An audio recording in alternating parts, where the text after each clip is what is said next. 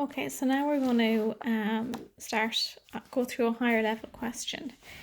The one that we're going to do is 2019, a higher level, and it's a 60 mark question. Okay, so it's not the 100 mark, just has a few more columns in it.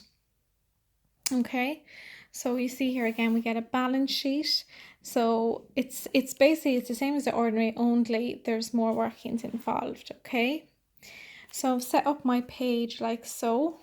We don't write assets or liabilities in higher level. We just know that these are our assets and these are our liabilities here. Okay, so we get our land and buildings. So again, we get that from our balance sheet. Our delivery vans, but you'll notice that underneath, so land and buildings, underneath there will have depreciation of land and building, vehicles, depreciation of vehicles. Then you have your stock and your debtors. So you put in your stock and your debtors, always put one in for bad debt provision and underneath your debtors, and always put in goodwill, and I'll explain that when we come to it. Your total assets then, so your share capital and your share premium, always go in there. Then you put in your evaluation reserve, okay, so that always goes in there. Profit and loss, and notice how I've left a good bit of space in the profit and loss. Then you have creditors and bank, put up a good few in bank. And then expenses due, leaving one blank, and notice up here as well I left one blank. And then you have your total liabilities, okay.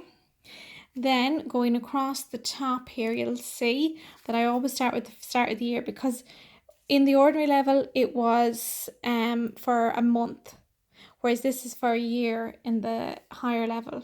So the 1st of the 1st, 2018. Then I get the rest. So I have January, February, March, May, September, November, and December. So they go along here.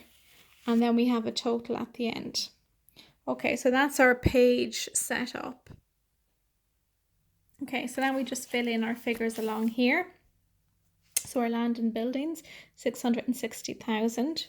Our depreciation, 33,000. And our depreciation is always going to be in brackets, it's a negative. Vehicles then, 85,000. Depreciation, 38,000. Stock, we're given 57,120. Now, our debtors and our bad debt provision, we always have to work out. Okay, because you can see here that it has debtors is 78,280, but that's your debtors, that's your provision of 5%. So that's actually only 95%, okay? So you can see I've done here, the 78,280 that were given in the balance sheet is equal to 95%. So to get 100%, we divide by 95, multiply by 100, so it's actually 82,400 is the full amount there, okay? Your bad debt provision then, it's going to be the 82,400 that you just worked out, take away the figure that you're given in the balance sheet, 78,280, and that leaves you with 4,120. And bad debt provision, just like depreciation, is always put in brackets because it's a negative.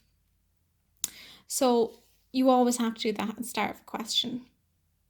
Now, on to our share capital. So our share capital is always our issued ordinary shares, which is 450,000. Then our share premium is 59,000, so that's there. Revaluation reserve, we don't have anything for that yet. Our profit and loss is given to us in our balance sheet, 205,400. Creditors given to in our balance sheet, 64,000. Bank, and notice that the bank, when we're doing the ordinary level, the bank was always up here as an asset, but in the higher level it does be a liability, okay? So it means they've gone into their overdraft. So that's 24,000, and expenses due is 7,000. And so we have balancing, when we add this up, we get 809,400, and down here 809,400. Just make sure that when you're adding them up, anything that's in brackets you're taking away.